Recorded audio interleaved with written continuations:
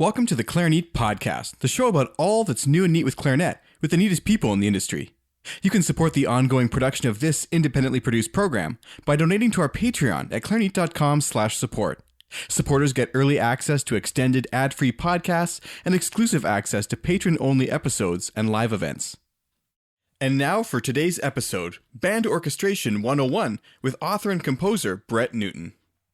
Orchestration is the art of understanding the ensemble, putting the right part in the right instrument at the right time.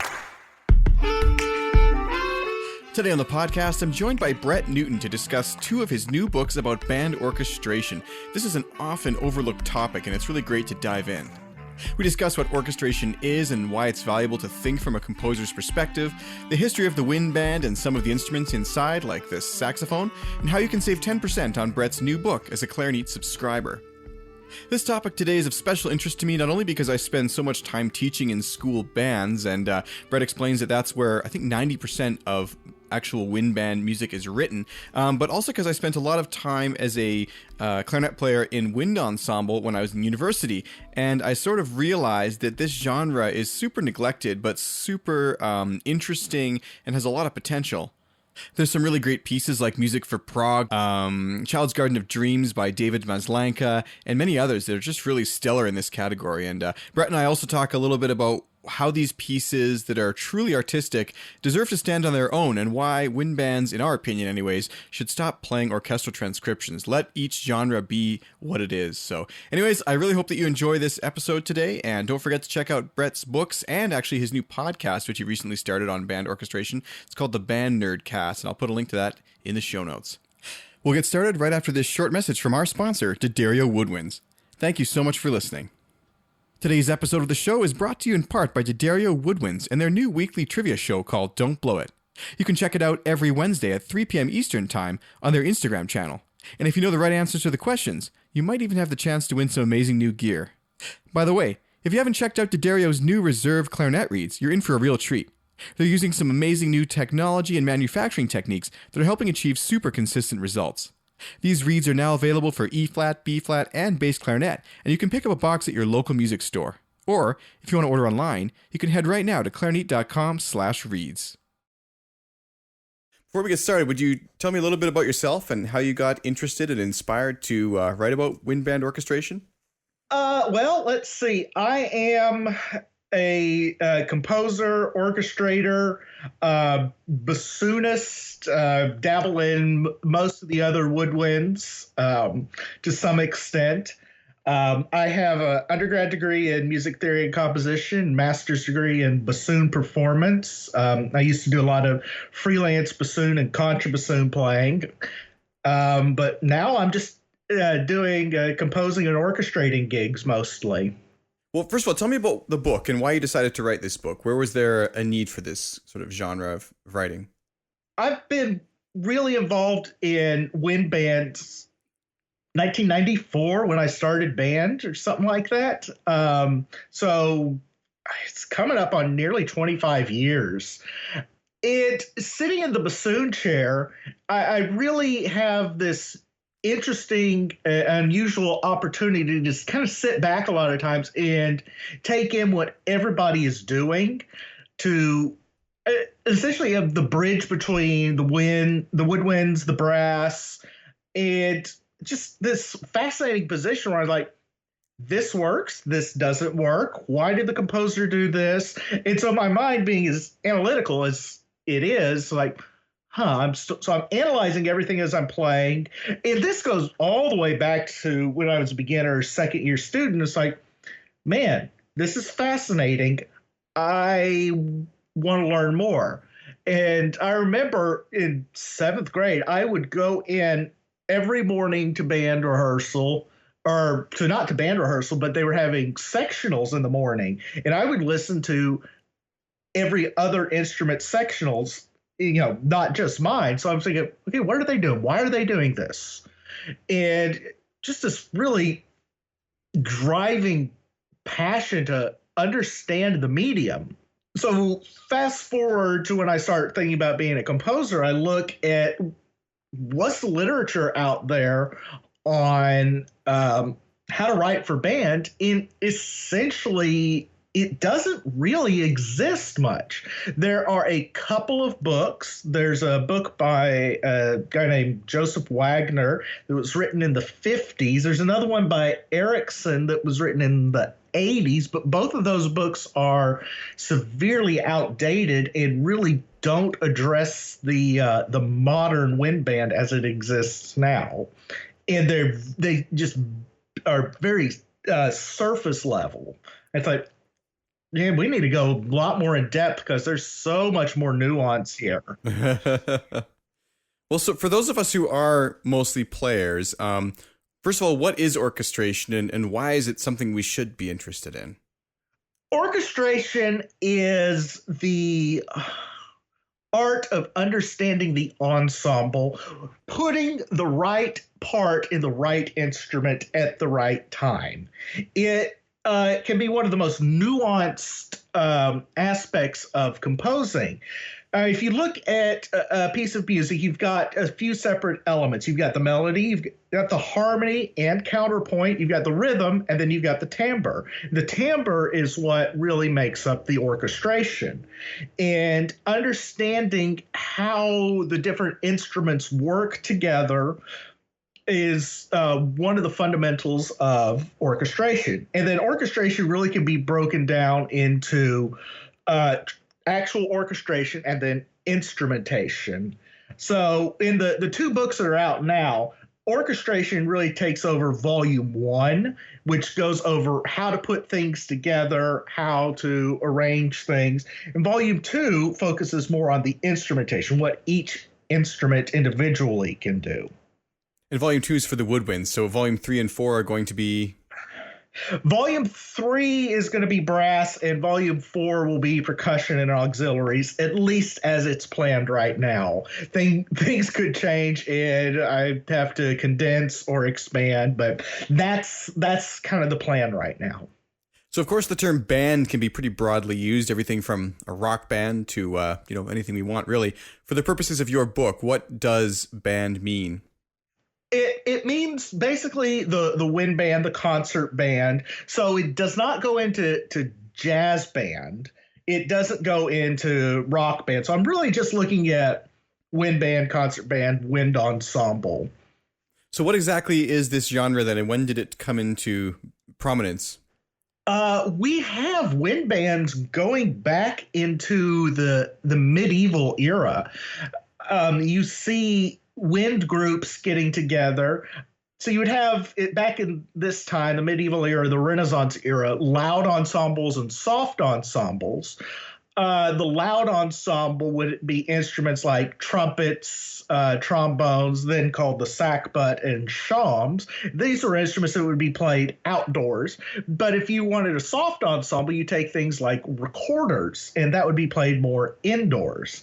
And this is pretty prominent throughout the medieval Renaissance era. And we get into the Baroque era, and we get things like Handel's music for the Royal Fireworks. So really, in essence, the wind band is an older ensemble than the orchestra. It's interesting because it often doesn't get credit for being an older ensemble. Like I would sort of think, in my mind, the history of the wind ensemble, the modern wind ensemble, would almost more start around like the period of Holst. What do you think of that? We have lots of band works going well before that. In the early classical era, we've got the tradition of the harmony music in Germany and Austria, and we have lots of examples of that. One of the most famous examples is, of course, the Woodwind Quintet, which is a derivative of the harmony music. But the most famous example of that would be something like Mozart's Grand Partita.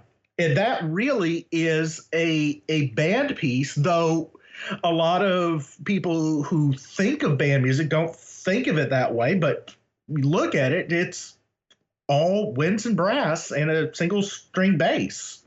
I wonder why we don't think of it that way. I am not entirely sure, to be perfectly honest. I think we have gotten to the point where we think of the band as being this ensemble for educational purposes only. And in order to be this music, it's got to have this, this, this, and this. You know, you've got to include saxophones and you've got to have tubas. But if you really look at it historically, there's a lot more. I mean, in the 19th century, we've got Berlioz's symphony, not the Symphonie Fantastique, but the Funeral and Triumphal Symphony. One of his other symphonies is a work for band. So at what point would you say the modern wind orchestra or wind band that we are studying in your books here would take place? And the one that, like, if a composer today was going to sit down and write for wind band, what does it look like, and when did that really come into existence? If we want to look at the modern wind band as is, we're probably looking back to the late 1800s with groups like Patrick Gilmore and John Philip Sousa. And these would be groups that's, and really you do have to kind of look at Adolphe Sax in his contributions, developing things like bass clarinet, the sax horns, and of course the saxophone. Gilmore in the U.S. was really the first to bring the saxophones over from Europe, and Sousa followed him. But you also have this really strong tradition in France as well with the Garde Républicaine. And you look at stuff from them. Famous example is, I think, 1914, we get Florence Schmidt's Dionysiacs, which is just this monster piece for wind band. And it's just one of the most incredible pieces of music. So it's interesting you mentioned the saxophone, because that was actually right up next here on my list of things I really wanted to ask you about. How does an instrument like the saxophone, which never really found its place in the orchestra, and it's a lot louder by nature, how does this affect the genre and the music that can and maybe cannot be written for it? Saxophone's interesting in that if we really look at the history of the saxophone, a lot of it, the instrument itself seems to have been designed for the wind band. If you look at the French wind band of the middle of the 1800s, it's not a well unified ensemble. It's missing a lot. It doesn't have a lot of the middles. It doesn't have a lot of the lows. So if we think about saxophone history, saxophone was originally developed as a bass instrument, and we gradually moved toward the higher voices. But something like saxophone, I think, really has gotten a bad rap from orchestrators, from composers. In doing research and in being a saxophonist myself, I'm sitting here looking at several of my saxophones. The saxophone has less in common with the clarinet that most people think, and it has much more in common with the bassoons and oboes, with the double reed instruments. And I think a lot of people kind of forget that. In what ways? Acoustically, timbrally. The only real similarity between the saxophone and the clarinet, you can really say, is the single reed mouthpiece. But if you look at it acoustically, saxophone fingerings are nearly identical to the oboe.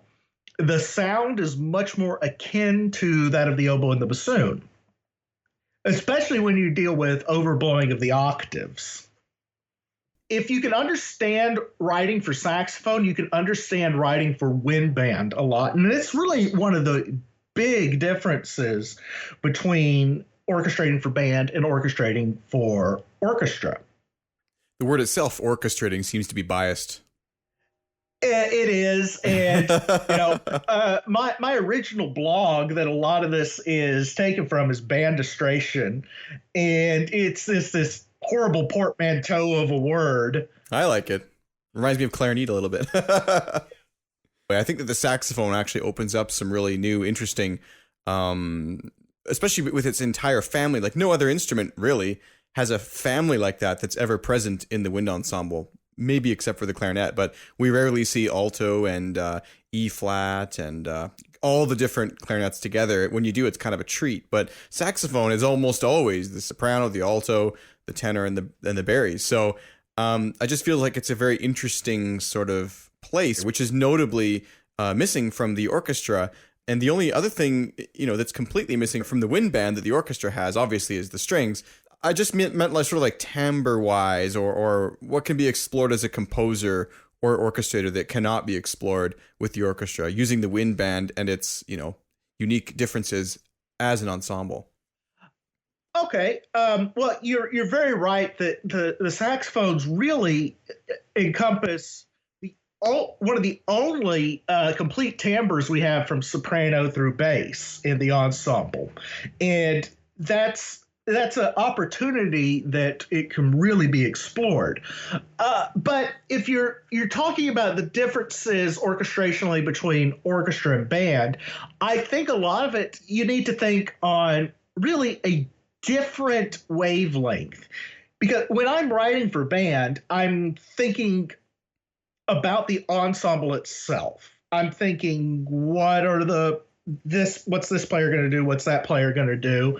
And there are things that I can't do with a band that I can do with an orchestra, and vice versa. So, for instance, I can't write these long held notes in the upper register for a wind band. It's like I could on just like high violins or violin harmonics. It's just not something that's feasible. Whereas in an orchestra, I can't write these hugely powerful passages with all the winds blaring because, the strings will soften it just a little bit. So there's some give and take there, and the music has to be appropriate for the ensemble. Let's move more into the types of music that you discuss. One of the things that intrigued me about your book was you discuss not only band music in its artistic form, but also its educational form. And a lot of what we see in band music is interpreted to be educational. And so I was wondering if you kind of break down the differences and what makes each unique. Maybe 90% of all band music written is for an educational mindset. Here in the United States, band music is just huge. Because of the school band programs. I live in Texas, and school band programs are one of the biggest music programs around. In fact, we don't really see a lot of schools with orchestras here. Band is, the primary educational ensemble. Almost every school will have a band program. Some of the band programs around here are huge. There is one band here that on their marching band field will play 600 players. Oh my God, that's insane. Yeah. I don't even know how they move, but I can't imagine the sound. That must be incredible. I have yet to hear it live, but I'm sure it would be. But at some point, I think you start getting diminishing returns. Yeah, I guess.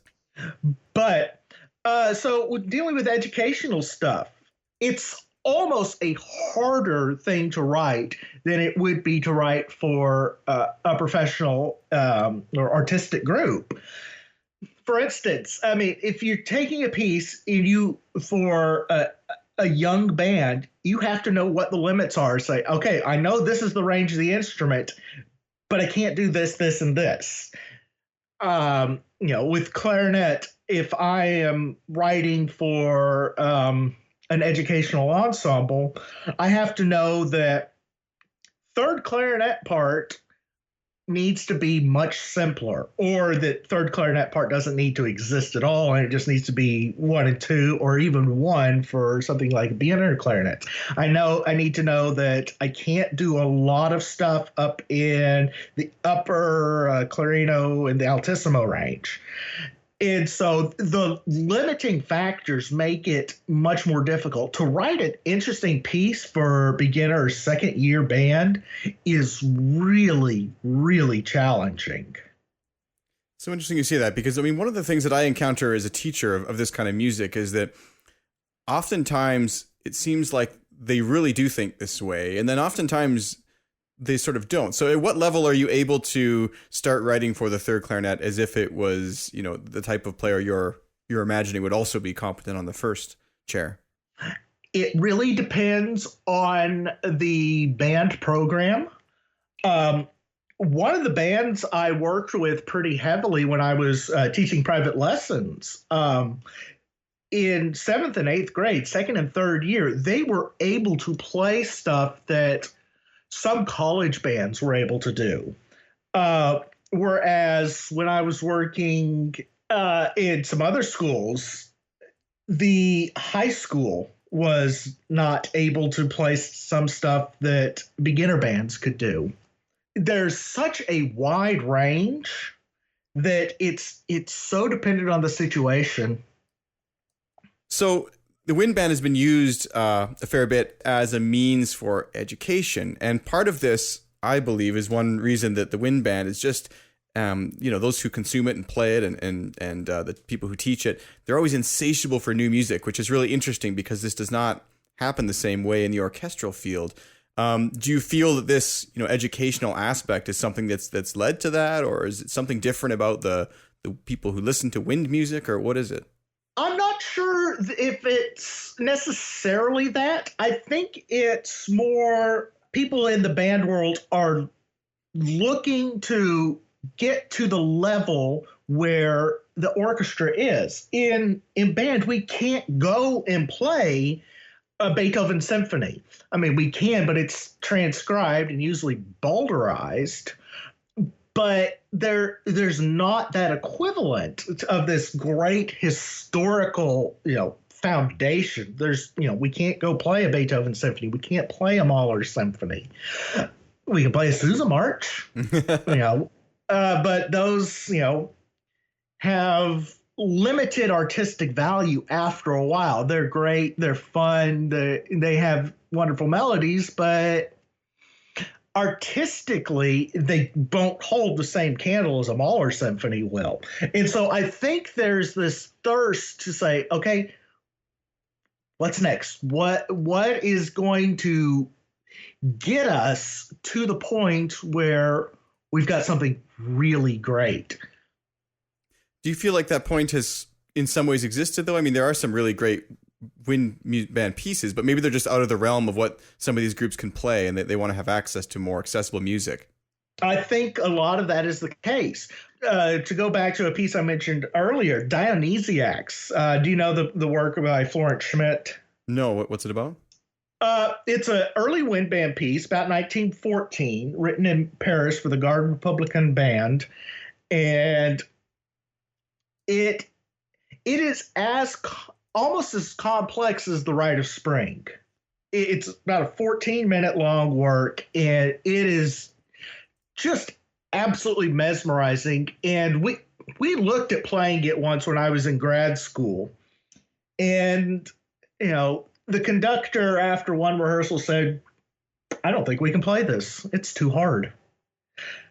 Part of that was all the parts were in a jumble and half handwritten, half printed. And so a lot of this older repertoire, it's harder to play. And that piece in particular has such a different instrumentation lineup that made it very difficult to pull off. As a composer for this genre, when you go to write music, do you first consider whether or not you want it to be an educational or art piece, as you call it, or is that something that comes secondary to the writing process? You have to think about who is going to play it first. So earlier this year, I did a piece specifically for a band I've worked with, and I'm thinking the entire time about how that band is going to perform the piece. So I'm thinking, what do they have in their ensemble? What's their skill set? So if I'm writing a piece for a younger band, I'm always thinking about it being for a younger band. Whereas if I'm writing a piece more for a professional group, I'm not thinking so much about the terms. What can they do? I'm thinking much more in terms of what makes the most sense musically. I find that interesting because to me, I imagine the way writing a piece of music would work is first being inspired by some sort of melodic or other idea and then going to put it to something else. But so you sit down kind of with a canvas and think about the ensemble first, eh? So I can actually talk about that particular piece. In fact, that was really interesting. in that I video documented the whole process on my YouTube channel. And so for that piece ended up being called Flower Moon. I was actually able from start to finish to write the whole band piece within a week. And so I'd been ruminating on the piece for 6 months or so before starting down to actually write. The idea though came from I've got this ensemble, I want to write them this piece. And then I took it more really from visual imagery. It happened to have been a scene I had seen in late May after returning home from a gig where there was just the most beautiful full moon out, just partially hidden behind clouds. And it's like, how can I translate that image, that absolutely beautiful night sky that's somewhat eerie, somewhat haunting, but somewhat just this gossamer gorgeous, and translate that into sound? And so I start thinking tone colors, I start thinking harmonies, and I just start working from there. And it's kind of like sculpting with clay. Just start molding and putting little detail in here, little detail in here. And by the end, you've got a finished sculpture or piece of music. And it's a very organic process in that regard. It's so interesting. There must be, every composer must work kind of in their own way. So obviously we're getting sort of a glimpse into how you work. But how do you think it works with transcriptions? Because this is the second, or I guess you would know, but this is sort of the third, actually, type of wind band music you mentioned in your book. You've got art music, you've got educational music, and then there's transcriptions, most often probably of, orchestral music. When you do transcriptions, is this also the primary concern, or? Transcriptions are a very different beast. In general, I have to say I don't really like orchestral transcriptions. I've played a lot of them, and I don't fully think they work. Yeah. Well, the clarinets end up always being used as the strings. Right. And I remember the very first orchestral transcription I ever played. I was playing in a community band when I was really young player, and we had the Marriage of Figaro overture. And being a bassoonist, like, all right, I get to play Marriage of Figaro. And then I see it's in B flat. Okay. And, I have to learn this in B flat. And then years go by and I start having to learn my bassoon excerpts. Like, oh, wait, this is in D? Oh, I have to relearn everything. Yeah, this happens a lot. And, there's one transcription of the Pines of Rome, which I guess I like the Pines of Rome. I'm just not so sure about this transcription, but the one thing I did like about it was they actually included the part. It was in the same key as the original, I believe, and they included the part in A, which I thought was so respectful of the clarinetist, because there's the big solo, and they did leave that solo intact in its original key, which was really great. Yes, and I have to say kudos to the arranger there, but you always lose something. And I heard somebody talking about basically doing a cover of a pop song the other day. It says, if you can't do it as good as the original or better, don't do it, or do it in a completely different style and make it your own. And I think that's a really good way of thinking of transcriptions. If you can't do it as good as the original composer, and in most cases, I don't think you really can, then do it so completely differently. The Eastman Saxophone Project does this great job where a friend of mine just did a transcription for him, the entire Pictures at an Exhibition, and where they just played it entirely from memory. And it worked really well. And I think a transcription like that works well because it's so completely different. It's not beholden to the original. The thing about transcriptions that's interesting too, though, is that sometimes they give people a chance to, well, of course, that's the point, but they give people the chance to play music that they otherwise wouldn't play. So, for example, I know that a lot of schools locally last year were doing little transcriptions of the Game of Thrones theme and all that. I think there's some value to kind of getting a chance to play music that you're really interested in that way. But at the same time, I definitely see what you mean. I mean, I've heard one too many arrangements of, Katy Perry songs or whatever that just, I feel like they didn't need to exist. Right. Yeah. And it's this really fine line between keeping the artistic integrity, yet having something for the group to play that they recognize. And I don't know how fully I can walk that line. It's so difficult. Totally. Well, so one thing I really love about your book is, and I wish that more kind of educational books in this way or reference books would do this, but I love the ending section of the first volume where you talk about how to actually execute in different styles. Like you talk about how to write in a heroic way or mysterious texture or dark. Could you go into that a little bit and kind of talk about, first of all, why you included that section, but also what some of those things may look like? There's a section I think you're referring to in the middle on different textures. And that's a real foundation of orchestration. What I did on that is I took one Bach chorale and I just reorchestrated it 9 or 10 times, each a completely different way, and say, okay, if you want to do this, this is an example of how you do it. And so I do that, and I just have the original Bach chorale, and then I say, if you want it heavy, put it all in like tubas and contrabass clarinet and trombones, and don't use flutes and piccolos and clarinets. It's about what you're using, what you're not using, and you get all these really great textures. And when I eventually do a second edition, that's a section I really want to expand on and do a lot more of that. Well, I think it's such a great idea. Like, for example, I was there's one. I've read several songwriting books as I try to kind of understand how this is done and get better at it myself. And it's something I enjoy studying and learning about. And I listen to a lot of music, so I wanted to learn more. But I find that they're always so abstract, and they talk about all these different ideas, but never really how to execute them, or never how to pick the right chords or the right register of the guitar or anything like this. So it was a really welcome surprise to sort of see some light into, okay, this is what we talked about, and this is how it is used. Yeah, and one of the things I set out to do when I was writing these is like, I want to approach this from the most scientific viewpoint possible and just break it down.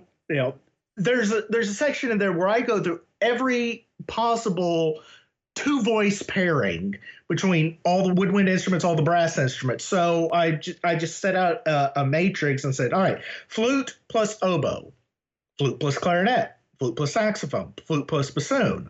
And then you go to oboe and go through every possible permutation of those. And then I find excerpts from orchestral or band literature and talk about those and say, how does this work? What do these pairings work with? And so approaching it from a fully scientific point of view like that, I think gives a lot of detail and a lot of possibilities for the composer and orchestrator to use. Absolutely. So this book, where can it be purchased if someone's interested in checking out, what you've written about, obviously, and is it available on Amazon or your website, or where can people buy it? Yes, you can buy it either on Amazon or directly from me on my website. The website is brettnewtoncomposer.com. I have a full store there. And I do still have set up the Clarinet discount. When you check out, just type in Clarinet and there's a 10% discount. Oh, awesome. That's a great little treat. I'll have to put that in the show notes. Yeah. Excellent. Yeah, I definitely recommend reading it. I mean, I've really enjoyed flipping through these volumes, and I look forward to the next editions coming out. Is there anything else you'd like to go through? There is one thing that I am going to be doing is I am working on a commissioning project for a bass clarinet concerto. Oh, wow. Yeah, and I've heard a lot of the guests on your podcast talk about playing the bass clarinet and literature for it, and particularly when you were talking with Harry Sparney. That was a great interview, and I'm sure he'll be missed. And I've seen lots of tributes to him. But talking about really having original music for bass clarinet, and so I've been in the process of planning a full bass clarinet concerto for some time now, for bass clarinet and wind ensemble. And there's not a lot in that realm, and something I'm really working for. In fact, just before we started talking, I was messaging with Jason Alder, who's a bass clarinetist. He's going to be helping me out with that, and as well as Cheyenne Cruz from the Woodwire Duet. We'll be working on some of that, and I've finally got the plan worked out, and it's actually going to be a really, I think, fun piece. And I started thinking about this. If we think of a concerto and you start thinking in terms of literature, most of the times, if we think of characters, the soloist in a concerto is kind of like the hero. But then I started thinking, man, we like the heroes, but the bad guys are so much more fun. What if the soloist was the bad guy and the villain? And then I started thinking, man, that would be a really cool idea for a concerto. It's like, that'd be the bass clarinet concerto, wouldn't it? It's got a little bit this dark, sinister side to it, and just have the bass clarinet versus the band. I like that. It's like a fight almost. Yeah, exactly. And the whole last movement would be just this fight. Well, thank you so much again, Brett, for coming on today. And as the additional volumes of your book are released, maybe we'll have you back for more discussion. Oh, yeah. Yeah. Thanks so much. Oh, thank you, Sean. Thank you for listening to today's episode of the Clarinet Podcast. Show notes for this and all other episodes can be found at clarinet.com. While you're there, don't forget to join our email newsletter for free updates, exclusive offers, and a chance to win giveaways. Guest requests, listener feedback, and comments can be sent to feedback@clarinet.com.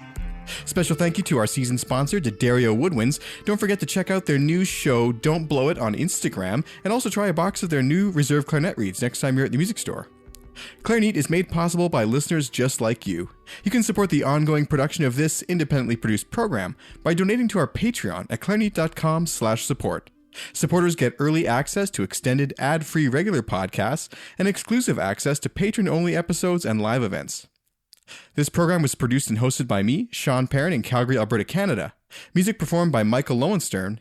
Debate episodes co-hosted by Andrew Morrow. Audio editing by Brian Chappells. And copy editing by Megan Taylor. That's all for now. Be sure to tune in next time for more of what's new and neat with clarinet with the neatest people in the industry on the Clarinet Podcast.